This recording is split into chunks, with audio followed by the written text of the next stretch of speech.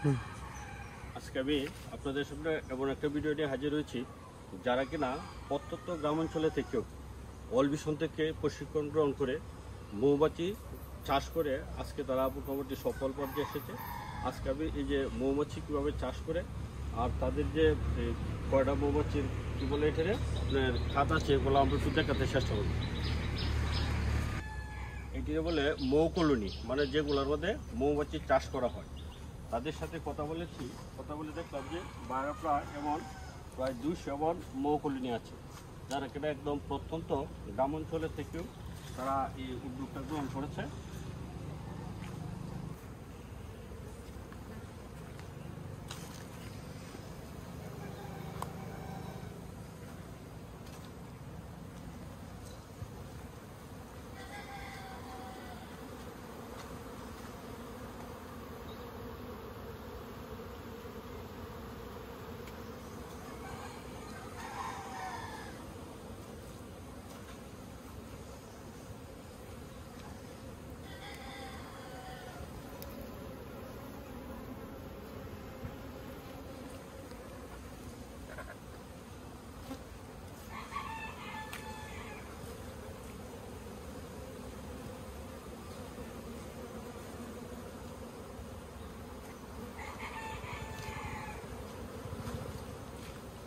বর্তমান সময়ে একদম অরিজিনাল কাঠি মধু বা আসলে খুব দুষ্কর্য ব্যাপার। একসময় গ্রাম অঞ্চলে গাছেও এগুলা এই মৌমাছি মধু চাক করতো, তাদেরকে আমরা সংগ্রহ করতাম।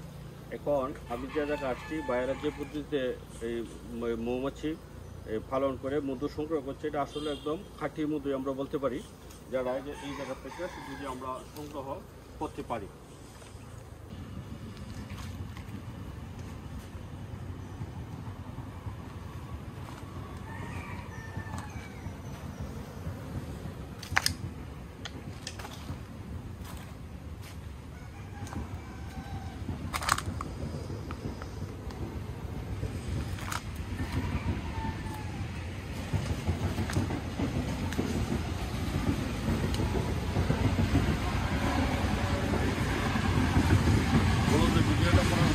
অনেক শিক্ষিত বেকার আছে যারা হয়তো চাকরির পিছনে ধরে জীবনটাকে ধ্বংস করে দিচ্ছেন। আমি মনে করি এই যে ভাইয়েরা ওয়ার্ল্ড ভিশন থেকে প্রশিক্ষণ করে যেভাবে এই মৌমাছি পালন করছে, আপনারা যারা শিক্ষিত বেকার আছেন অবশ্যই এই বিভিন্ন এনজিও এবং সরকারি কিছু প্রতিষ্ঠান আছে, এই জায়গা থেকে প্রশিক্ষণ গ্রহণ করে আপনারা একজন সফল উদ্যোক্তা হতে পারেন, মৌমাছি চাষ করতে পারেন। যে দেখেন